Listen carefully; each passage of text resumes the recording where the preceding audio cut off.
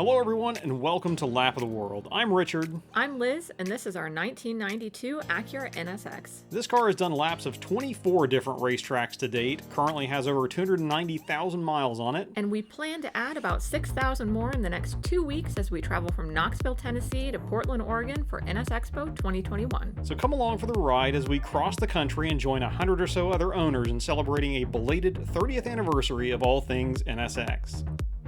Well, good morning everyone. Welcome back to the channel. I'm Richard, that's Liz. This is Lap of the World. This is day 6. We are once again driving after a little parking lot pit stop axle change last night. But we are currently about to pull into Oregon Raceway Park. All right, we are going to do our thing and sign in, and we'll pick you back up in the track. Well, we made it to Oregon Raceway Park.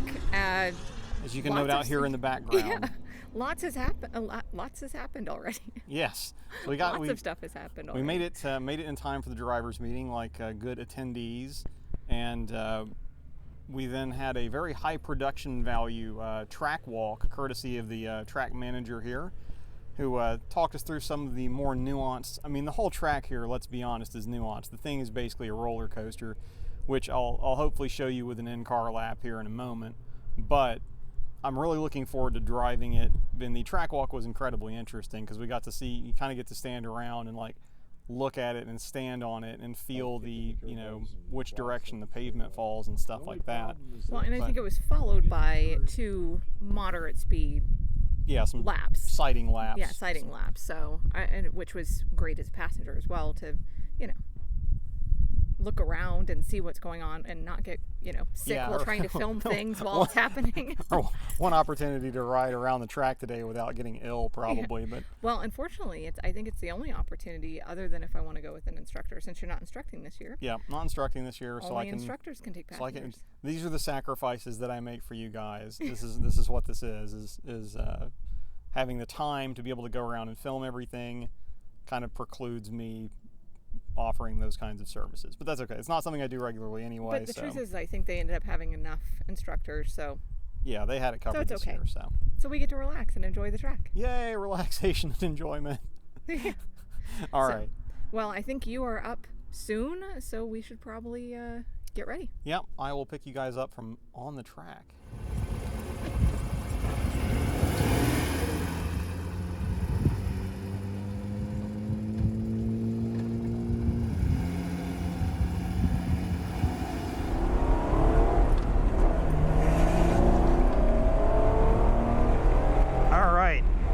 Released onto the track, respecting the blend line, going in here to turn 1, driving to the cones. These have been very nicely laid out for us. When they do these instructional days, it's really awesome, I think, when they set up the apex and exit cones, because it gives you a perfect reference for where you should be or where your car should at least end up on the track. And after that, it's just a matter of remembering where the fast sections are, where the slow sections are, where you need to brake, and then figuring out how you can pick up the pace after that. So we're going to get out here to this section. This was probably the trickiest turn when I was driving in practice virtually, as far as figuring out where the car needed to be. This one was like a little bit of a lift. Yeah, you got a little yump there. And over this crest is actually a straightaway. I'm going to cross here, go over this crest into a braking zone, turn in early. You can't know where the road goes, you just got to trust that it's there. Drop into this little bowl, get up here, get yourself set for this turn, and then I've been told that you can do this one steering input. Kind of winds you down into what they're calling the half pipe, with, I think you can tell, good reason. This is ridiculous. That's one of the more extreme and entertaining track elements that I think I've ever had the pleasure of yeeting my car through on an opening lap, and with the sort of understanding of physics that it'll probably stick, but you know, there's always that half thought. All right, coming down here through the last couple of turns and then onto the blind, intimidating, and probably the most dangerous turn on the track. Turn 16. So we'll follow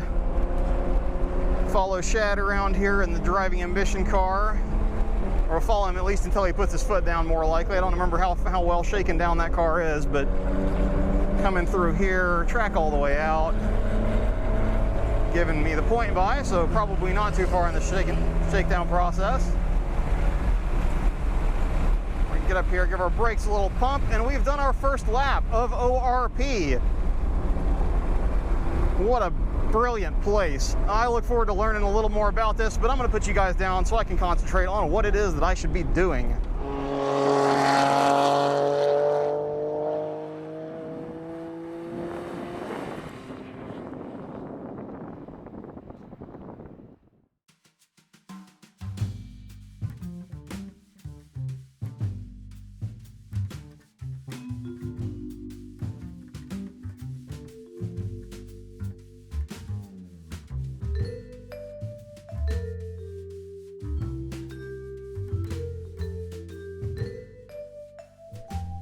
So that is the end of day 1 for NSXPO track days.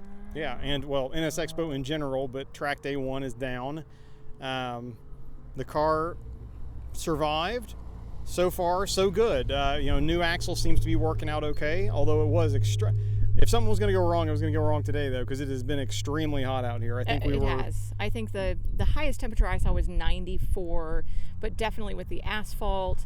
And this breeze that's here now just picked up not too long ago. Yeah, and so we're not super high altitude, but we're over 2,000 feet in altitude, and that definitely showed just because you're a little bit lower air volume. So I think in the afternoon session at peak temperature, the car did start to get a little bit hot. So I cut that session short just to, again, better safe than sorry. We've got a long way home, but it's an extremely fun track. If you ever have the chance to get out and drive Oregon Raceway Park, I highly recommend it.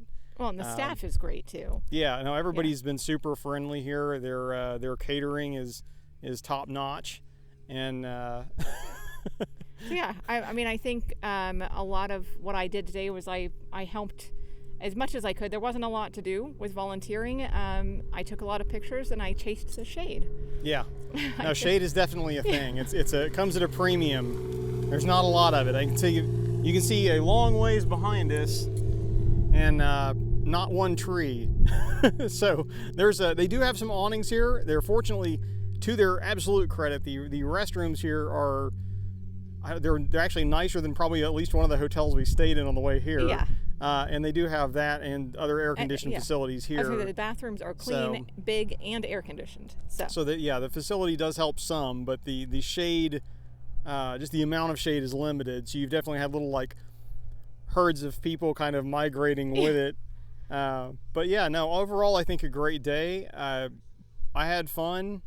I had a great time as well, and I'm looking forward to tomorrow, where we will be back for day 2, but also it will be cooler tomorrow, about 10 degrees cooler. Yeah, so we'll have some updates then. But this is probably the end of our what are we on now? Day 6. Day 6. Yep. Of our overall travels to and from NSXPO. But no, it's been awesome to see all of the both generations and all iterations almost of NSX out here.